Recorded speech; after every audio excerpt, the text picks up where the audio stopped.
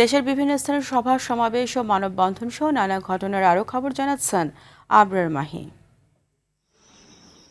শিশু রামিসা ধর্ষণ ও নির্মম হত্যাকাণ্ডের মামলার রায়ে সন্তোষ প্রকাশ করেছেন মুন্সিগঞ্জ সিরাজদি খানের এলাকাবাসী। একই সঙ্গে দ্রুত রায় কার্যকরের জোর দাবি জানিয়েছেন তারা।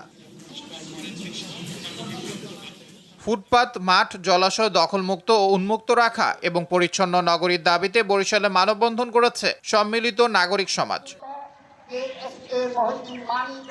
চট্টগ্রামে 10 লাখ গাছ রোপণের কর্মসূচি বাস্তবায়ন করছে সিটি কর্পোরেশন। মাসব্যাপী বৃক্ষরোপণ ও পরিচর্যা কর্মসূচির উদ্বোধন করেন মেয়র ডাক্তার শাহাদাত হোসেন।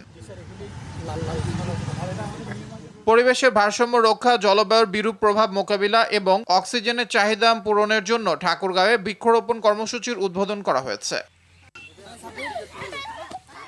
মুক্তেশ্বরী নদীর অবৈধ দখলদারদের উচ্ছেদ, নদী পুনর্খনন, উজানে ভৈরব নদীর সঙ্গে সংযোগ পুনর্স্থাপন এবং দখলদারদের বিরুদ্ধে আইনি ব্যবস্থা গ্রহণের দাবিতে প্রধানমন্ত্রীর কাছে স্মারকলিপি দিয়েছে মুক্তেশ্বরী বাঁচাও আন্দোলন যশোর। ঝালকাঠির নলছিটিতে খয়রাবাদ নদীর ভাঙন রোধে কার্যকর পদক্ষেপ নেওয়ার দাবিতে মানববন্ধন ও মিছিল করেছে ভুক্তভোগীরা।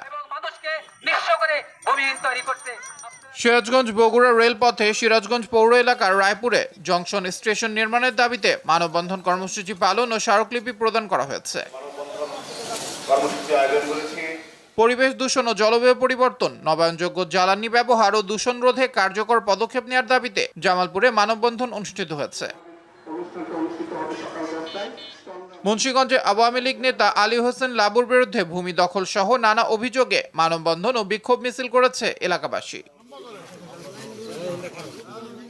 বাগেরহাটের খানজাহান আলী দিঘি থেকে নিয়ে যাওয়া কুমির পুনরায় দিঘিতে অবমুক্ত করার দাবিতে সংবাদ সম্মেলন করেছেন খাদেমরা।